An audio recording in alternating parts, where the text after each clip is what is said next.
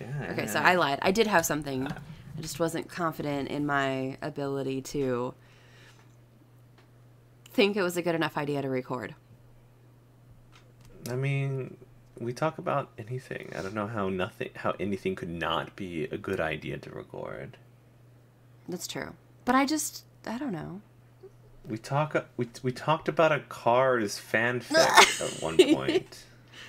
So like, yes, but there are 4 consenting adults having that conversation. So it was not personal to me. It was something that, I mean, aside from the fact that I found the fan fiction, it was not something I wrote. It was not something I was doing. And it's, you know, we've been on this podcast for how many years, and I had one sort of family D&D campaign, and then, you know, my dad had to be very disrespectful and die on us. What a dick. Cool. Yeah. Hi, and welcome to another episode of Dungeons and Degrees.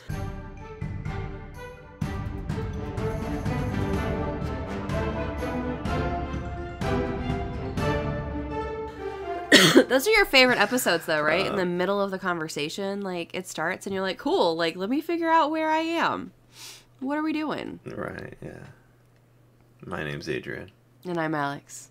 And today it's just us, and we're just chilling. We're just talking. We're talking shit about our dead dads. Actually, one of our dead dads, because we will eventually talk about my dead dad, apparently. Yo, really? That's where we're going to start? Mr. Guy Lawrence? Absolutely not. Yeah, well. He's going to live forever. Real quick. No. What? I took my grandma out to IHOP today. Mm-hmm. And a car ran into the building.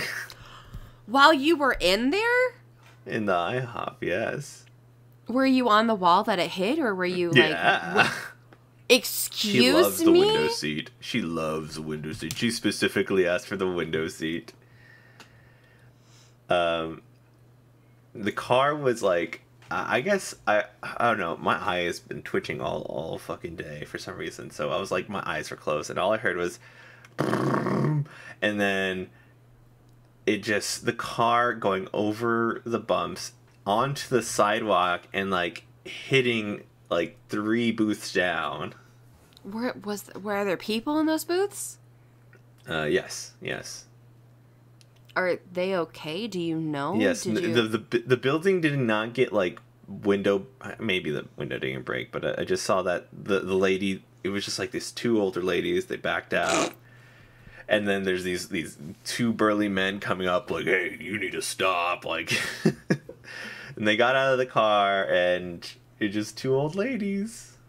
And then my grandma's just, like, standing up on, like, out of the booth, and I'm just sitting there eating my burger. And she's like, oh my gosh. And she kept pointing at the reflection in this glass pane. I'm like, no, it's over there, Grandma. Grandma, you're looking at the wrong spot. Yeah. That is wild. Adrian, why did you not start this whole ass conversation like that? Because I forgot about it. I was asleep. You forgot that you were sitting at an IHOP and that a car...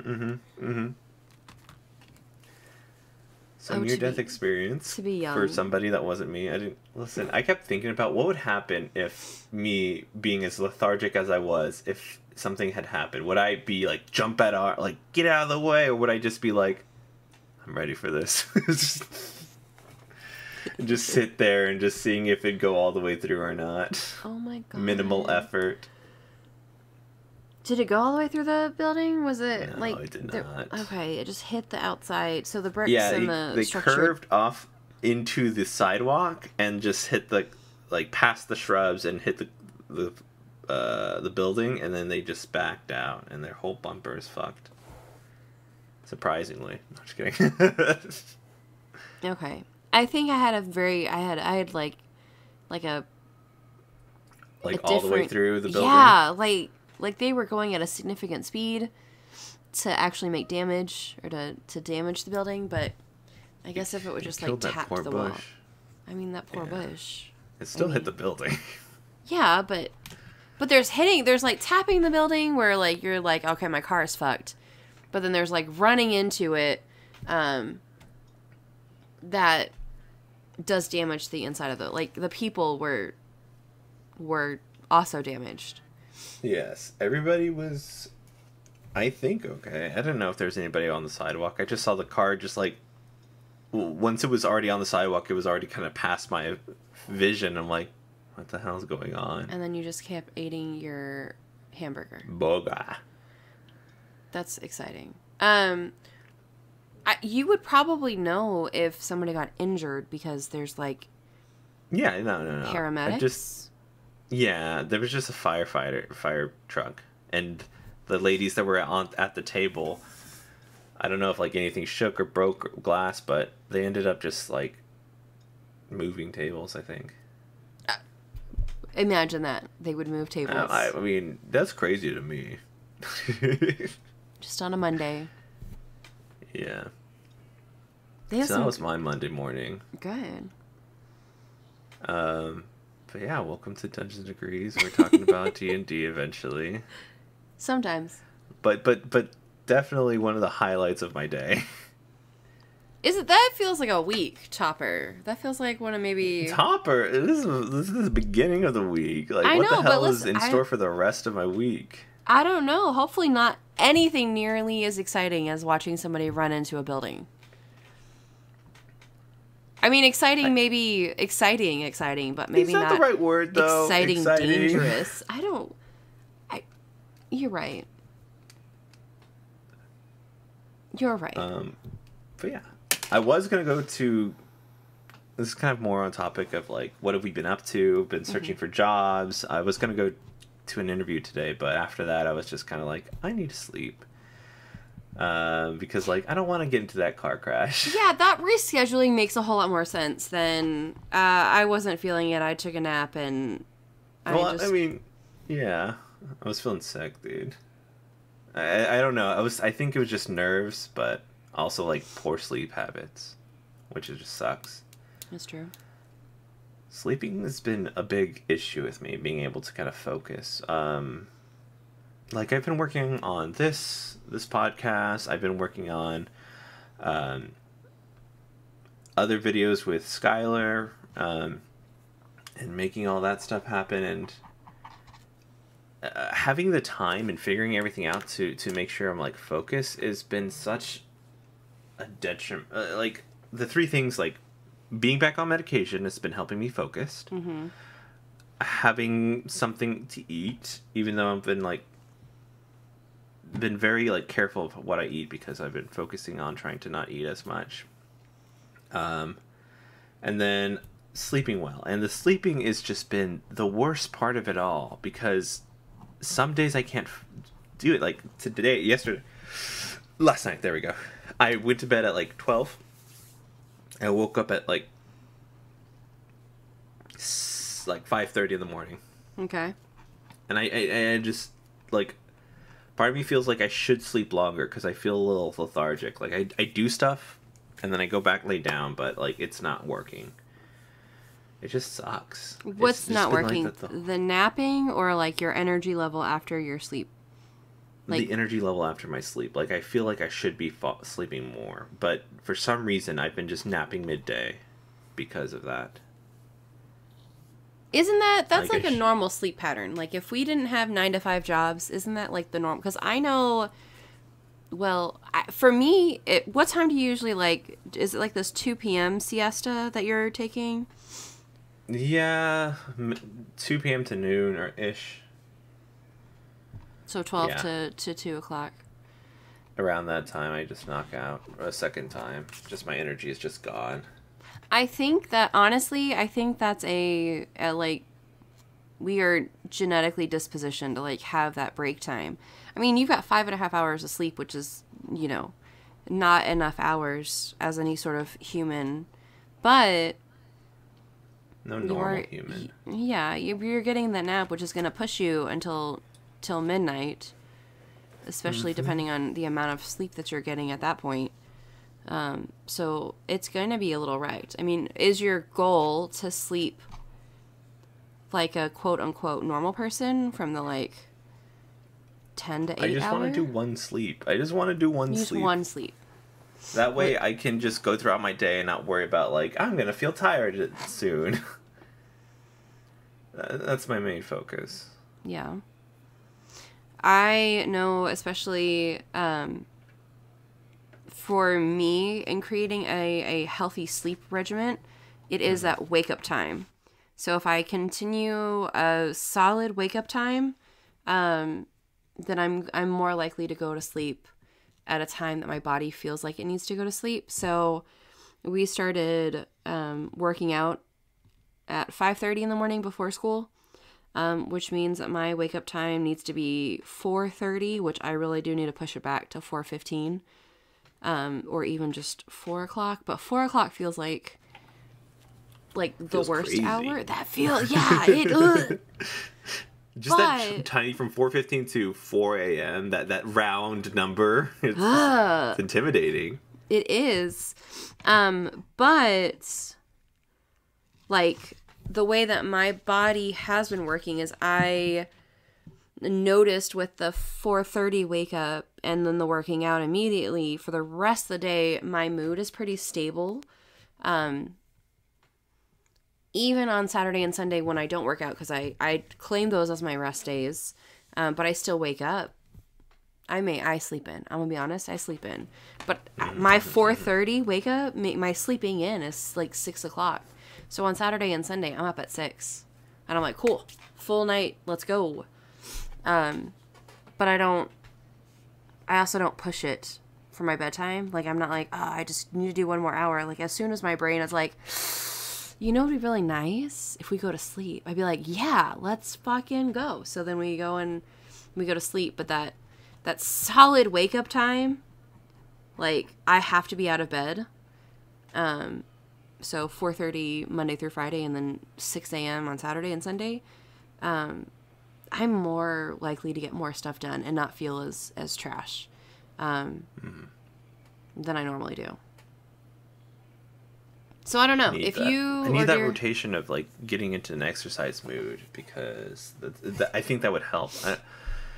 Because I'm like eating at a bit of a deficit. I'm just trying to figure out. Hopefully, that doesn't affect my whole mood throughout the day.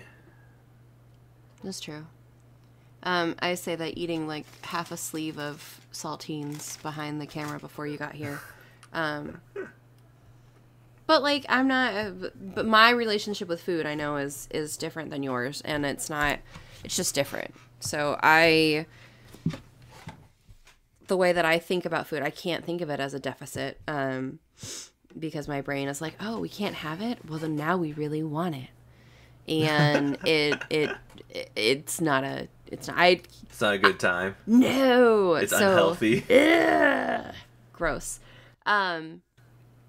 So at least for my mental health, it has to be just working out and like getting other things done, and we don't worry about our diet. And if it if working out changes our body, then great. But it is a neutral body and food. They are neutral. They are not positive nor negative. Because eating disorders. Yeah. No, I totally understand. That's fine. I'm always kind of like, right now, because of I've been like working out recently, I've just been focusing on how much I intake, because like how my body's kind of has now set into its ways. It's just like, instead of like, it's not as much as bored eating. It's because I've done that so much. It's just what I did. Because it was just easy, and there's like snacks and nuts and little things there, and it's just like, oh, it's so easy. I can forage. Yeah, pretty much. But now that I have like I'm not counting everything to a T. I'm not weighing things out. I'm giving a good estimate. If I can look it up, I'll look it up. But like, I've been eating a certain amount of calories, and then there's like the weekends, which is the days that I can eat a larger amount. And to be honest, like some of those days, because I had kind of like had deprived myself of food every now and then, it's just like it's work to get to the certain amount of calories. Like I have to go searching for food in order, and it feels a bit much, but it's in order to kind of do this. It was like a zigzag dieting or something like that. It's so much. It's so much all the time. I agree. But I mean, it's been working, and as long as I'm not like 100% miserable, I think I'll be fine. I could be like 99% miserable, you know? Isn't that like the story of everyone's life though? Like as long as I'm not 99% miserable, I'm fine. It's like the job kind of thing. Like I hate this, but I need this, but also like it could be worse. And if it does become worse, I'm fucking out of here. Capitalism. Pretty much. But yeah, I think it's been affecting me a lot. I took my games for Dungeons and Degrees. I took this last Friday off, and I went to go hang out with some friends. Yeah. Because I needed it. I barely got time to go out, especially when we decide to do a Friday game. What do you mean? I mean, to be honest, like it was the best idea. Like we didn't have anything else to do back in the Panini, right? Like right, because that would have been the best time to hang out. Exactly. But yeah, it's getting more. I'm giving myself more room to leave the house because I've been isolating due to money, not anything else. And making sure I'm not doing anything so that way I can save up. But I've been slowly kind of coaxing myself to do it in other ways and save up and do more things outside because I need that social kind of interaction. What's your love language? Yeah, I think so. No, what is your love language? Oh, if they said that's my love language. No, I think it's either. I think it might be physical touch. Yeah. Isn't that funny?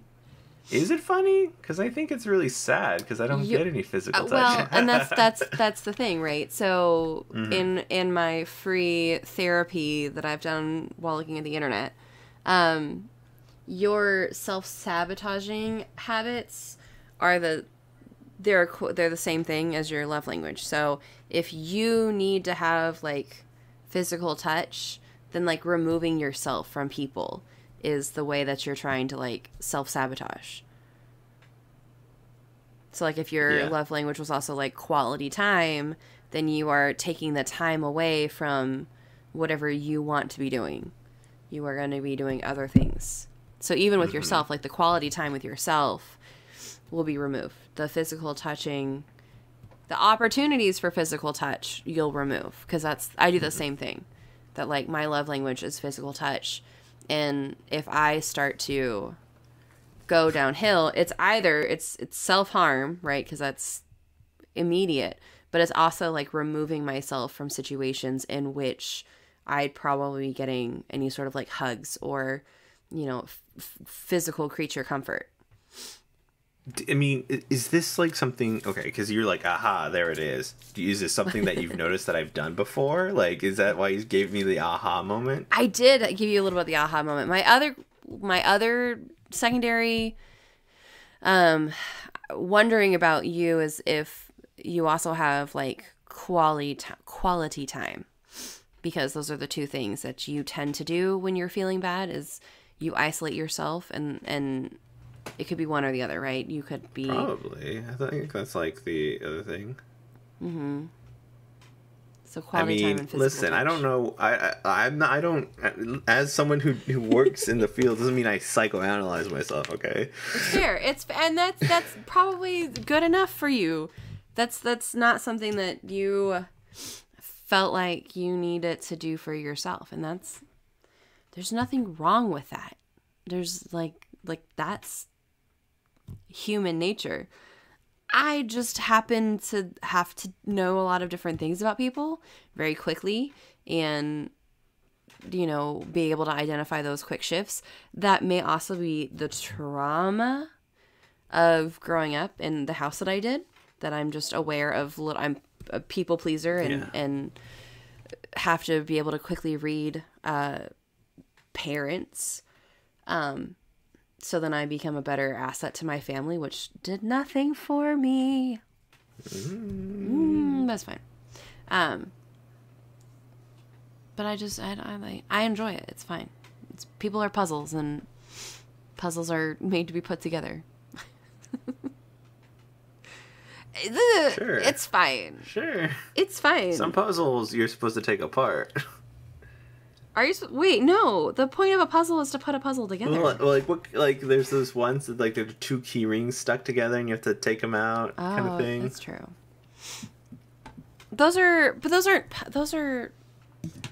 kinds of puzzles. They're different kinds of puzzles, but they're usually aren't they mind puzzles or something silly like that? No, I mean your standard regular grade A puzzle. You mean a jigsaw puzzle? I do mean a jigsaw puzzle. So we need to label that has its own word and then puzzle as well. I'm getting out of here. I'm leaving this chat.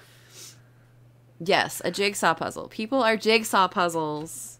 I just want to put them together. All right. That's okay. I mean, I feel like I'm trying to analyze that further. And I feel like, yeah, I have those tendencies when I get in a bad way. I start to isolate myself. I don't know. I just think it's the best move at the time.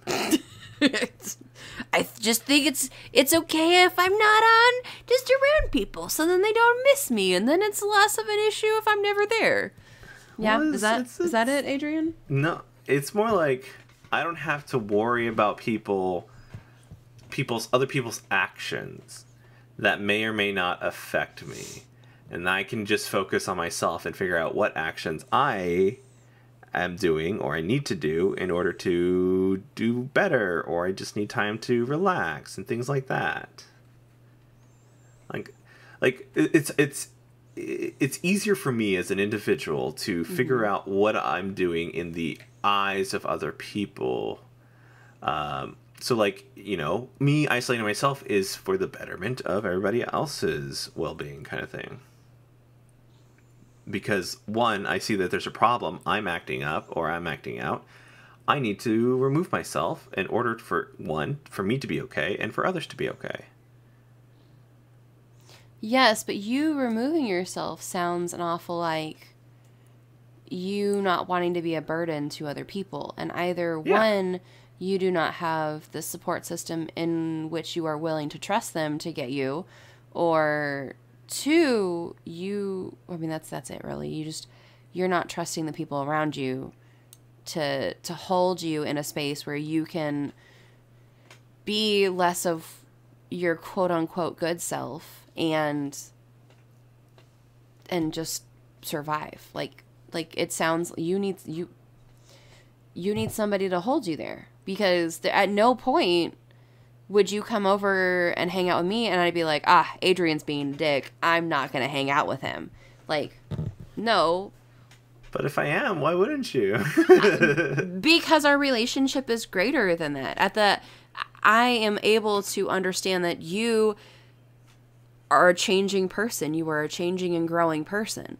At no point are your changes going to outweigh, at least right now, the care and affection I have for you as a friend, right? So you're not a bad person because you have emotions. You're not a bad person because you can't regulate. You're not a bad person, and I don't want you in my life if you don't have everything down perfectly.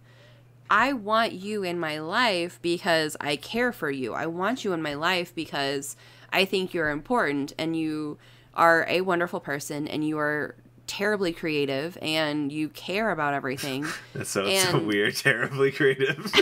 Sorry, but I don't want you not in my life because you think you're not the best version of yourself. Well, and then it can go down even deeper of that, of it being like, I don't want myself in the because I'm not the best person that I could be. Well, yourself that you're thinking of is stupid. That self voice that you're listening to, that's a bad part of your voice. That's not the part that you give power to. That's not the part of your voice that you listen to. Sorry for being so vicious again. Like, no, that's not the part that you listen to. The part that says you need to remove yourself is not the part that is that's correct. That's the wrong part. But I think it's still important to have those moments where you realize that, like, or you have the idea to remove yourself. I mean, like, no, I disagree. Sorry, I'll let you finish. I think that, like, I've removed myself when I've become very emotional, and you know, I think that was the best movement. I'm like, I still contacted people that I trusted. I just knew that the people that I needed to get away from because of how they are as an individual, or how they potentially hurt me, and I just didn't want to say. That you know, me having those reactions, these you know, angry thoughts, I'm like, okay, I just need to leave. I just need to not be here anymore, because the people that I'm surrounding, or some of the people that I'm surrounding myself are not in my best interest, or at this time in my mental state. So I decide to remove myself. And, you know, I know when to reach. I don't know. I'm not sure. It's hard to say that for me to say I know when to reach back out. But when you're in those moods, or in that headspace, it's impossible to know what's right and wrong. There are moves that can be made, and you just do what at your best ability you can, because when you become very emotionally charged, logic is not the first thing you kind of go to. No, absolutely not. I agree with the statement that you should remove yourself when you've become too emotional and cannot regulate yourself within that scenario, and then maybe revisiting that later, because I recognize that we may be slightly off-stepping, that it is a blanket, no, you should be always around people, but it's not you should always be around people. I think you should recognize when you are safe with somebody in your emotions. I think it is important for you to understand how you are feeling and having that emotional intelligence within those conversations, and then stepping back and saying, okay, this is not good for me right now. Let me quickly figure out what's going on within my body, and then I can return to a place where I am giving you the, like, no, you should be around people, is that it sounded like sometimes you remove yourself because the emotions are there, and because they're not a perfect, shiny version of you, that you don't deserve to be in those same spaces, right? You don't deserve to be in that area in which you are with your friends, even though you're not perfect, right? I'm not completely happy. I'm still feeling sad, so I should just stay in my own area until I feel less sad. Rather than, I'm feeling sad and I know that being around my friends will help me, and I can try to pull myself out of whatever depression may be sinking in. Because that's what I get into, right? If I start to get down into the sads, I start thinking just the same way that you do. Like, I don't need to be around people. They don't want to be around me. They don't like me. I'm too much. I don't have enough emotions. You know, all of the, like, I'm weird. Or I have too many ideas. And then I start to self-sabotage myself of, like, well, if I'm not very good, then I just won't make any of my deadlines, or I won't have the conversations I want, or I'm texting somebody and they probably don't even want to talk to me because I took 3 days to respond to their text messages versus, like, immediately or within the same day that they sent them to me. When in all actuality, the people who I communicate daily, or most of the time, they're going through the same things that I go through. That's why we're friends, because we have that understanding that it's okay, and if it looks different, it doesn't have to be perfect, right? That's even a conversation I've had with Michael, Like, how does our relationship need to look for us to survive, not necessarily what a cookie cutter relationship looks like for other people, because that doesn't work for us. We have to have something that works for us. So it is finding a balance of like busy and not busy, and how do we, for me, I feel like I need a lot of time, but sometimes it comes off as codependence. So that balance between, I need all of your time and attention, and I can do it by myself. I have to go through my line with codependence with him. I lost my train of thought. I'm so sorry. I moved my body in a weird way, and then I got distracted with the way that felt. Did you like a disc popped, and you're just like, my brain waves, they're gone. Oh, my thought. But no, you just have to figure out the people that, I know you just have to, right? That's a difficult, you have to, it's important to find people, if that's what you want, who understand who you are, and even if you are sad, that they still want you around. Like, I want you around, Adrian, even with your big sads. Like, sorry. I mean, they suck, dude. They suck. That's fine. But I can either not be big sad, and you can be big sad, and like, I'm just here to hold space. We can both be big sads together, and then just be big sads together. Or like, I can be big sad, and I can be big sad, and you can just be here and understand, right? It's just the understanding part of it. It's the importance of feeling like you're seen, even when your inner brain goblin says you don't deserve to be seen. Letting other people hold that a little bit for you. I get what you're saying. The importance of having someone there when you don't feel like it's necessary to have people there, because of you just being watched and regulated in a way that seems positive to the mood. It just takes time, and it takes a lot of prep beforehand in order for those kinds of I wouldn't say a relationship, because I feel like the relationship's already there. The furthering of like having some sort of plan in front of when those moods occur, because when someone's sad and one of their things is self-isolation, there has to be something beforehand to be put in place to talk about. Because like, to me, as an individual who doesn't do that well, I don't feel like that's a good idea, because I've not experienced that in a positive light, or I haven't just experienced it at all. I just know that when I'm sad, I'm going to isolate myself, and then time will take care of it.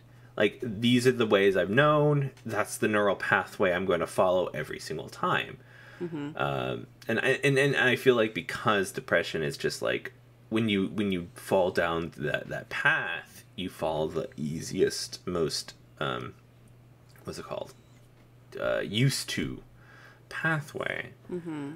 So it takes time to etch that into your brain, to reach out, to talk to others, to do those things. And especially the conversation's not a one-time thing. This is a constant thing, because you still have, you're building that pathway constantly. How I kind of referred to it to when I was doing some social work, it was just like, listen, the bad habits you have, the things you do that are not good, these are etched in your brain, like physically, because like, if you do things over and over, those neural pathways get stronger and stronger. Okay. It's like, tread, like a car driving in the same spot, the grass dies, you see the dirt get removed, treads. It's just easier to go down that path. And then, so to create a new path, to create something a new habit, you need to do it as much and probably even more than you've done this path in order for your brain to have an ease of access to go down this way, this path, these patterns that you have for yourself. And it takes time. I know when I was going through Al-Anon, one conversation I had with somebody was, especially when trying to rebuild a relationship in which you want to continue, after a big moment, something has to change, and it's going to feel super uncomfortable, regardless if it's a good or a positive or a negative experience. It's going to feel different, even if it's good, because what your body and your brain have been used to feels natural, feels better, even if it's like not the best thing for you. So if you're taking this negative feeling and you feel good in it because it is negative and it's warm and it's cozy, if you are doing something positive for yourself, it's going to feel strange and alien because you're not used to it. And if you want something to change, especially if you're unhappy in it, it needs to feel alien, at least for some time, because it's a new experience. It just has to change in that way. And I think that was one big thing that has stuck with me, that if you want something, if you want the change, it's going to feel weird and uncomfortable for a little bit, and that's okay. And you can always keep checking in with yourself and seeing if that's really what you want, if it aligns with what you picture in your life, but also trusting that you have the strength to do it. Yeah, no, it makes sense. I think that your perspective, what's it called? I didn't know you were in Al-Anon? Yeah, so to air all of my dirty laundry out, and my I didn't know that about you. Sorry. No, no. I'm not. New to me. No, it's not an issue.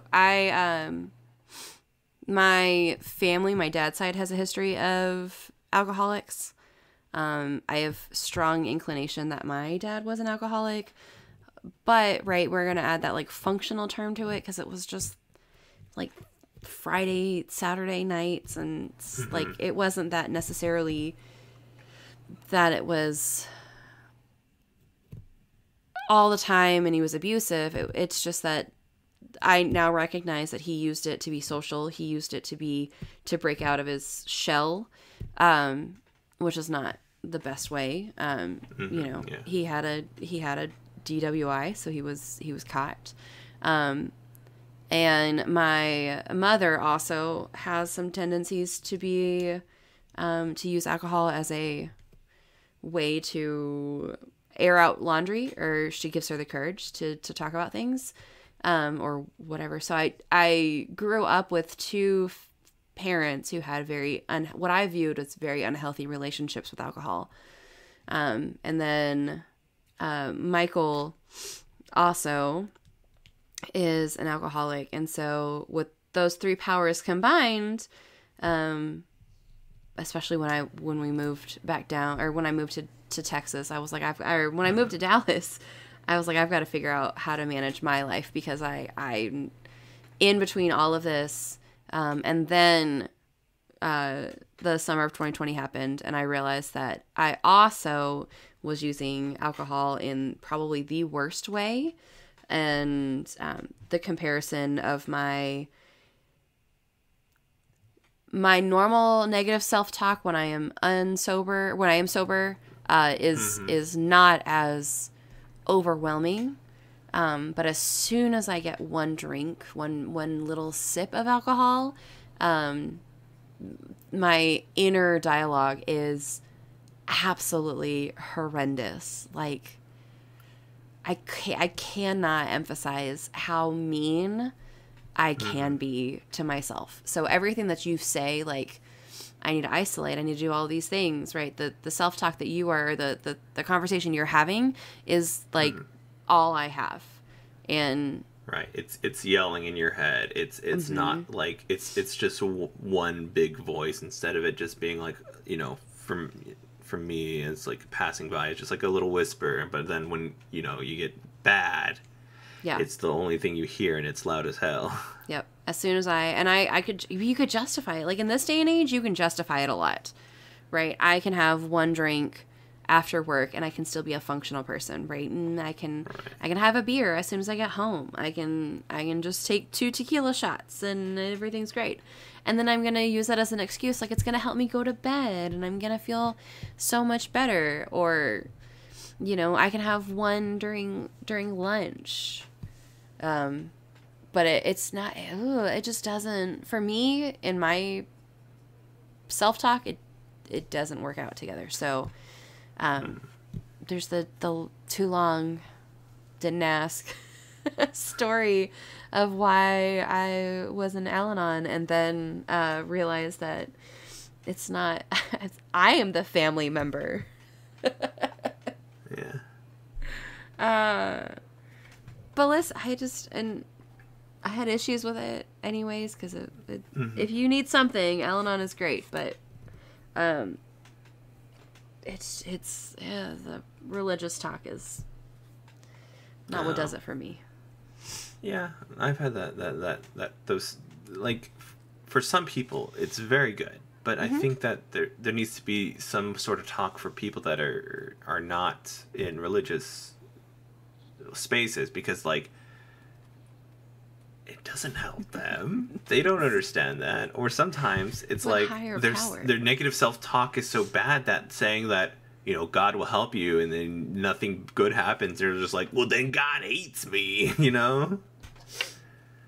Is this the same God that tried to destroy an entire planet with a flood? Mm-hmm. Or am I getting the bubbly nice God that, cares about their creations?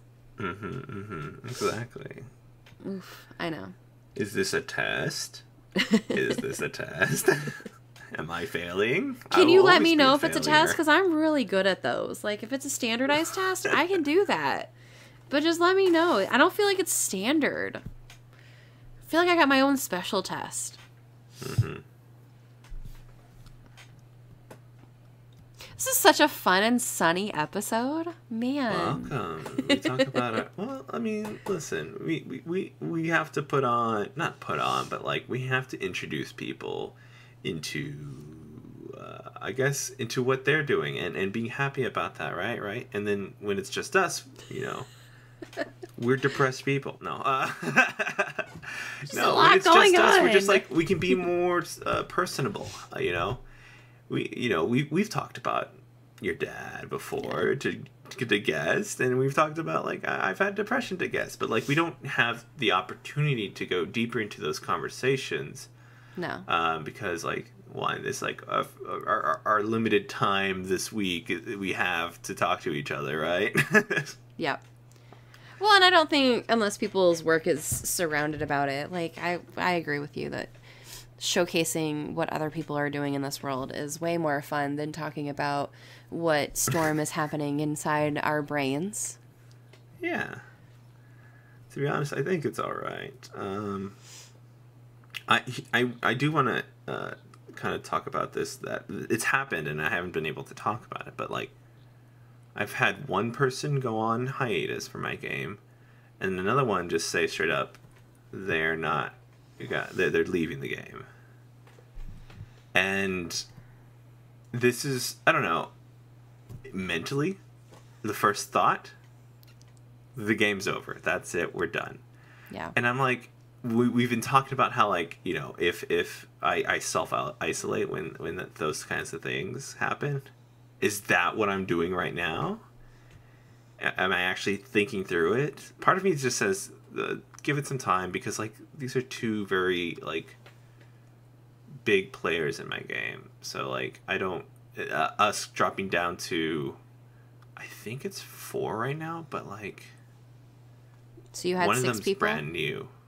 We have 6 people right now. Yeah, you had 6 people. One and of you them's lost brand 2 new. and one is brand new. And I'm trying to figure out are these four people? They're not as vocal. Am I going to be able to play a game with them that's going to move forward, or am I going to be the main pushing force? Well, we just had a conversation, right? In one of our was it Gabby? I think it was Gabby. Gabby's the note taker. Right? No. T.W. Clausen. No. I think it was Gabby. That if while we're playing, especially for me, if it's like a one shot, if it's something that I know that, I don't necessarily need to take up the most space. If there are louder players, I'm going to let them play. If there are people who want to role play, who want to be in charge, who want to lead the group, I tend to play characters that will allow that to happen. I feel very uncomfortable leading the group. Now, that's not to say it's never happened, right? That's not to say that I can't ever play those characters. But if the space allows for me to step up, I don't mind stepping up. I think maybe try and let your players play. Because maybe the two players that left, leaving that vacuum, somebody's going to get sucked into that role and then have a life-changing experience. Only time will be able to tell whether this is going to be... That's exactly what's going to happen. And I think that's what I need to be okay with. I think you build good enough teams, honestly, that they'll be able to figure it out. I don't think you'll have to carry this. And I think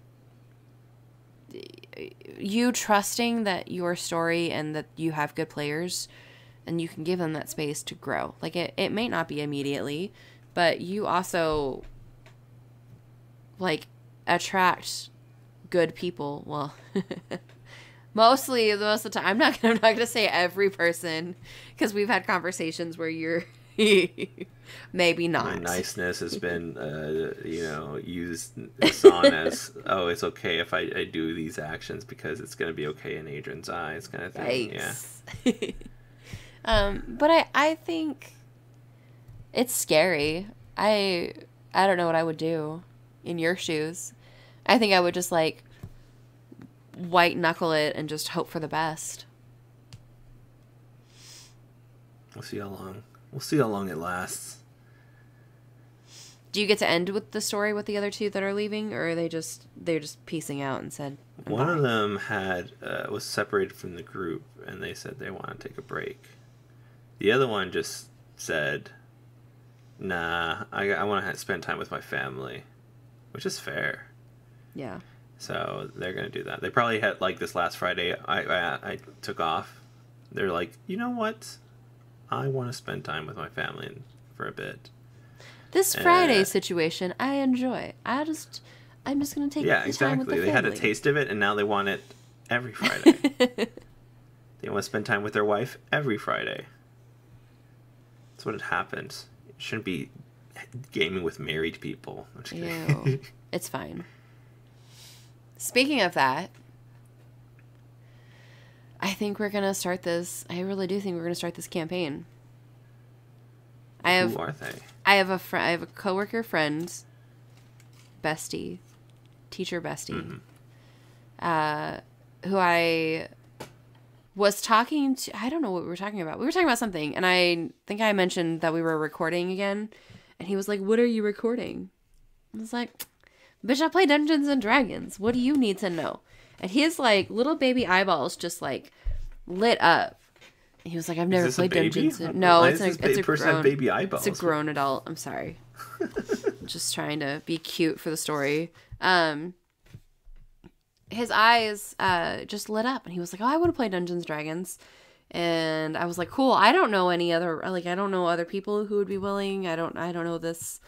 Like, it's getting people together in the different facets of my life that I don't know how to do. Because it's weird. But then we went to a haunted house on Saturday, and so my coworker met Michael. Oh shit, I just lost my pen. I'm sorry, hold on. I'm fidgeting. So my coworker met Michael, and my coworker's like, "Hey, we should play Dungeons and Dragons." And Michael was like, "I've never played." And to which my coworker was like, "You've never your wife runs a Dungeons and Dragons podcast, and you've never played Dungeons and Dragons." I was like, "Yeah, I bought him dice one time, but we just never got to playing because I didn't want to DM. I wanted somebody else to DM, and then we could play together, and that would be fun." And now I think has come to the point where I have at least 2 people. I think I could get a third to play a campaign. And the question is, what do we start with, Adrian? Do we start with Strahd? I mean, I think we all had a consenting idea for my Strahd campaign that we're going to play Strahd. I think it depends on what they want to do. I mean, it is spooky season, so, like, Strahd is the go-to, right?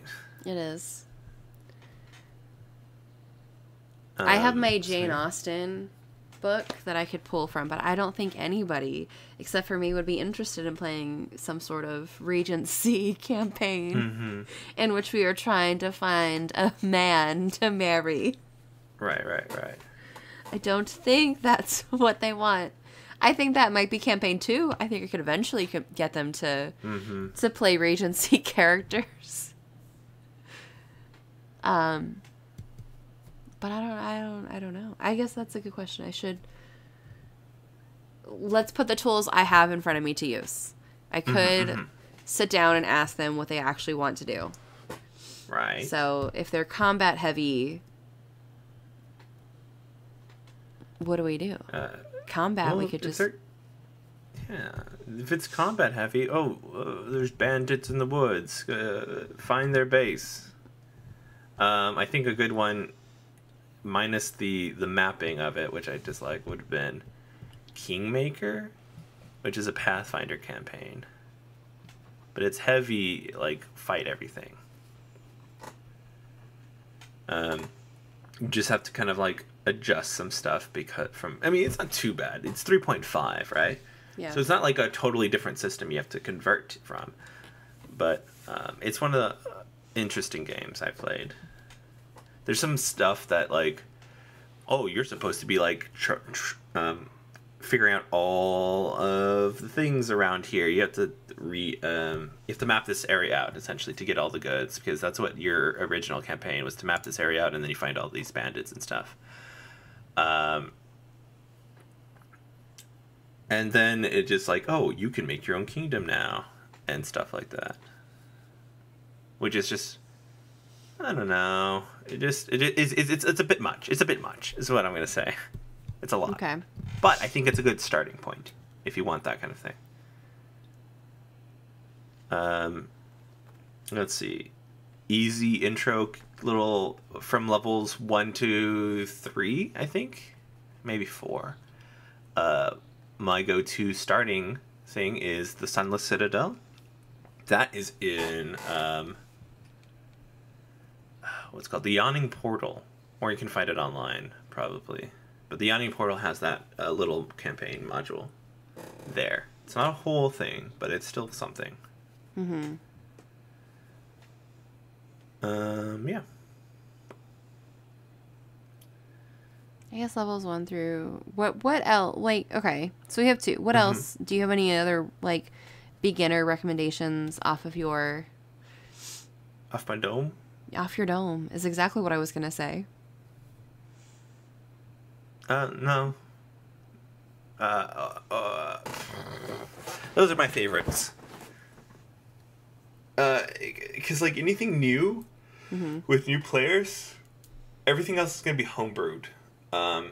And just on the spot, but that's because that's kind of where I excel for the most part.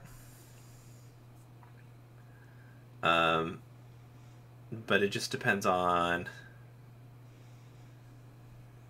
how fluid you need everything to go. Like, you're treating them to this new place, right? This new world. You need to be a bit hand-holdy.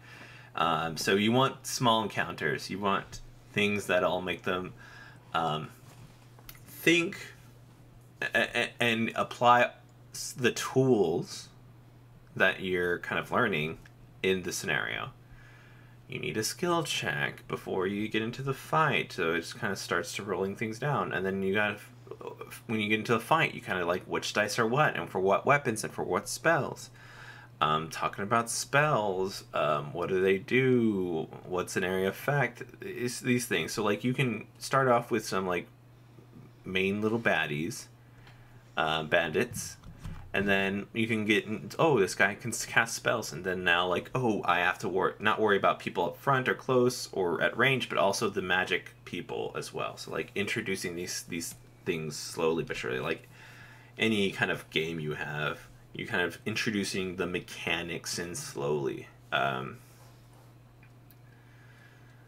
And if you can't, like, oh, what about the golden treasure? Well, I'm bad at that. I am not good at the mercantile parts of D&D. It usually just bores me. But, like, it's so nice and cool and pretty to say have this much gold and this many items and what can I buy, that it's still an integral part of the game. See, I don't like the stores either, because then there's got to be interactions or whatever, like, that's where I like the video game aspect of like, okay, I need this and this. I'm just gonna buy it. I'm gonna move on. Like I don't need an interaction. Mm-hmm. I don't care about your quest line. No. Like Charon in Hades.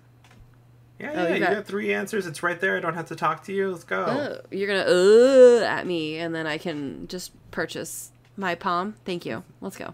Yeah. Have you seen his discount card? Or not discount card. Yeah, it is a discount. It's a pile of treasure you can just pick up. Yes. And then you have to fight. And then you have to fight him. Yes. I am never ready for that fight. I've only seen it twice. It is at the early stages. I think I've died like 4 or 5 times before I finally beated him. Beated him. That's fine. I was playing earlier today, and I died in Asphodel, in whatever the boss battle is, that I definitely remember their names. But I was not paying attention, and each one of them were like 2 hits away from being done, and I was like, God, what the fuck was I... you're talking about Wait, is that Elysium? If it's Elysium? 2 people, Yes. it's Elysium. Yes, that's what I meant. And that's with the Minotaur and... Yep. Stupid fuckface. I don't know. Yep. I want to call him... It's not Jason. Like, I know that. It's not Jason. Someone's yelling at us right now. I can feel it. I can, too. In the future. Listen, I hate that guy. Why do I want to remember his name? That's the point. I think that's the point, isn't it? But yeah. I was there. They also yelled at me with the Asphodel. I'm sure somebody rolled and they were like, that's not right. I do that in the car all the time. Listening to podcasts. I'm like, that's wrong. Yeah, you yell at them? I do. When people are guessing things and it's just like, I'm yelling at I know it. I know it's on the tip of your tongue. How do you not know it? It's right there. It's right fucking there. I think it was like a Pokemon guessing game. Who's that Pokemon? Yeah, pretty much. I guess we did our 10% D&D. We did our 10% D&D. I have something else. Hold on, let me see if I can find it. Okay. I bought the keys from Golden Vault. Oh. The Barnes and Noble. I think I paid like $10 for. Have I opened it? No, I have not. What are we doing? What are we heisting?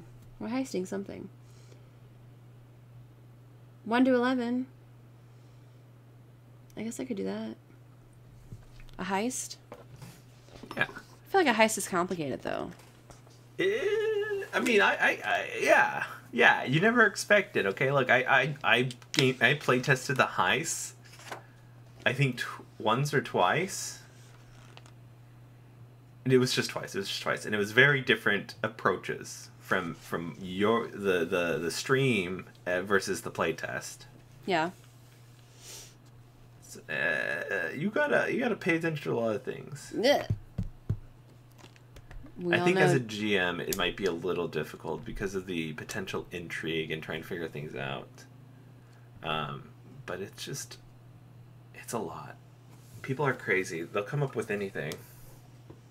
I agree. I think that might be. But if you want to challenge yourself, you should do it. I need to hook these people. All three of them. Hook these people. I need to hook them. All three of these people, I think Michael's going to be a tough sell. I think I'll be able to get him there. But I think following the, easing him into how to play Dungeons & Dragons, I think that's going to be what's important. Right. I feel like I had... I think I had more. I just don't know where they are. But don't be afraid if something's not working in those campaigns or those modules to give up and quit. Throw it away. Yeah. Say GMing is not for me, and then just quitting. Perfect. Thank you. No, I'm saying no. Shut up. I'm saying some things don't work for every GM and every player, and you need to recognize when you feel like, okay, this monster might be too strong, or okay, this monster's too weak. You don't have to stick to these linear things. They will just happen. And you need to be able to be a little bit adaptable.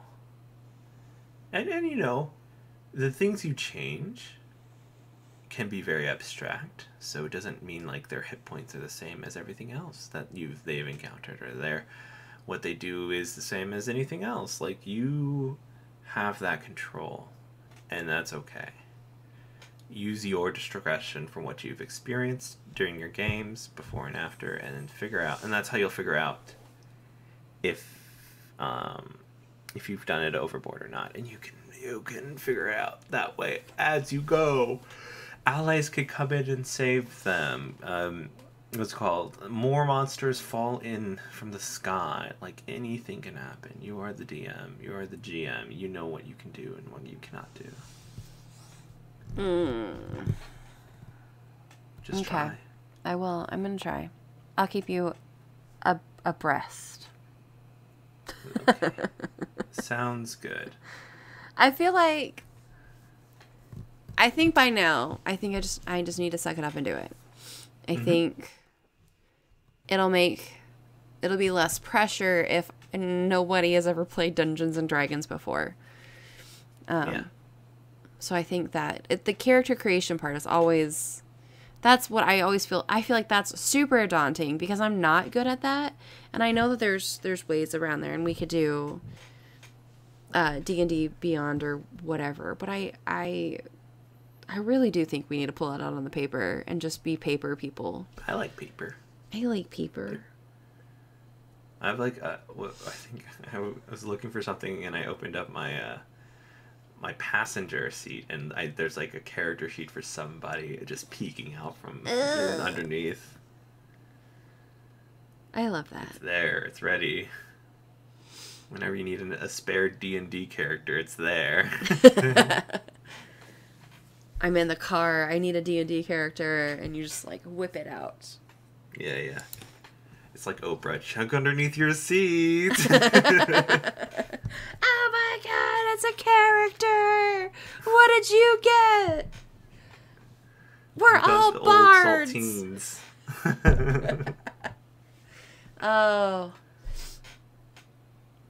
I think that'll be something too. I think opening it up to the players and not telling them anything about how to balance their character. I think we might just do their own create. Don't worry about balancing. Don't worry about what's right or wrong. I think that's what we're just gonna mess let up them together and be okay with it. Mess up together. Yeah, it fall forward.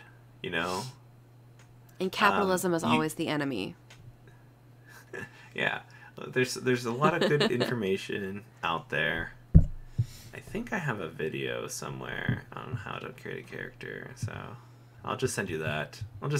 Plug my own shit. Isn't this wild that we've been doing this for how long? And I'm still 3 like, years. what? There's something different about it. I don't know. It's a different side to the whole experience. Yep. All right. Well, I'm gonna let you get to that then. Oh. Figuring everything out. But let's wrap this up. We shall. Mm-hmm. Well, I guess that's all me. There's nobody to plug anything. Adrian, do you have anything else to plug? Do you have anything to plug? Hopefully, we have me and Skylar, and me, Skylar, Val, and Nico, all past people from the podcast, are coming out with a video, and we're all releasing our own little modules as well. But yeah, that should be coming out soon. If it's out, it'll be in the link. If not, then it will be there. Eventually. Time has a way of happening, and it will be there eventually. But yeah, go check out all of those pages I just referred to. It'll be in the mentions below. Wow. In the detail, the episode description. Wow. I know you also run... Do you still post the games on Twitch? I really feel like I should know this better, but... You have games... My Friday games? Yes. Hey, we just talked about that. We still have Friday games until I say for otherwise. It's true. And they are on Twitch. Mm-hmm, right? Mm-hmm. They're also eventually uploaded to the YouTube. Yep. We're getting the YouTube straightened out. Putting all current and future episodes immediately on YouTube. And then the older episodes will be backdated probably in groups of 5. Are you on any other podcasts? You on anything? No, not currently. Oh, I was on an episode with T.W. Clausen, which I guess that was like last week, which you'll see now. I was on that podcast, and then nothing else. Everything's just a work in progress. No more podcasts. Just one podcast for now. We'll see what happens. That's fair. Do you have anything, eventually Alex? be on Do you have any podcast you're on?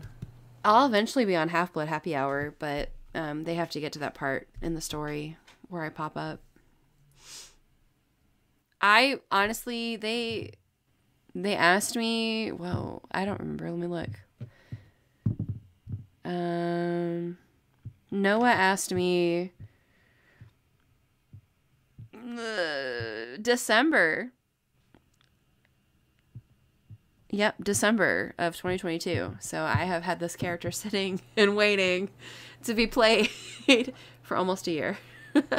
Yeah, I mean, same with my characters, though. Yep.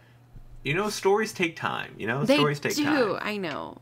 I just am excited for the opportunity. Honestly, I love playing with Noah. It's been a minute. Noah, I hope you're doing well, sweetie. I really do love you. Yeah. For any and all Noahs listening, but specifically for you, Noah. Yeah. But other than that, no, I'm just... if you really want to watch shenanigans, I have a teacher Instagram, Miss Saulnier McKinnon. You can follow the art that's happening. Evidently, I'm really good at raising money for my classroom. But otherwise, it's Eloquent Mime on everything. I got some sweet dead dad content on TikTok. Yay. Yeah, I have the basic package. I have the basic social media package. Maybe one day I'll be an influencer. I don't even know what that means. Teacher, influencer. I don't want to be a teacher. Those are different. Teacher influencers, you got to be in the know. I got some strong opinions about public school and vouchers, but we also live in Texas, so I have to. But otherwise, I'm just reading. Oh, we are going to be starting a bi-weekly book talk podcast. But that will be recording in 2 weeks, and then it'll be every other week recording, hopefully. I just knocked on that wood. It's not real wood. That's real wood. Wow, you've cursed it. You've cursed it. I can't believe you've done this. Maybe, hopefully. You know, if not, we should know by the time this is edited and sent out, right? We'll find, yeah. I mean, if the episode goes up, yeah. Yeah. Trying to do the math. I think so, yeah. Yeah. But thank you, dear listener, for joining us on another episode of Dungeons and Degrees. You can find us on all social media at Dungeon and Degrees. You can find us on Twitter and Instagram, although that's not super active, but Instagram is there. The TikToks, you can also reach out if you are interested in being on the podcast, or you know somebody you would love to listen to be interviewed. You can reach us out on any social media. We also have an email address and a website. Go find us there. I believe in your ability to use the internet. We also have a Discord channel that's open, that's also listed in the comment section, or the episode. It's found in the episode description below. Thank you. We also have a Patreon that we would love for you to join and help us out there.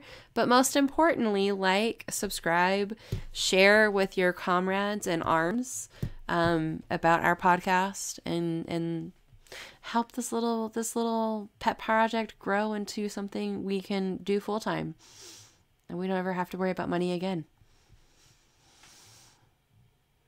The dream. The dream.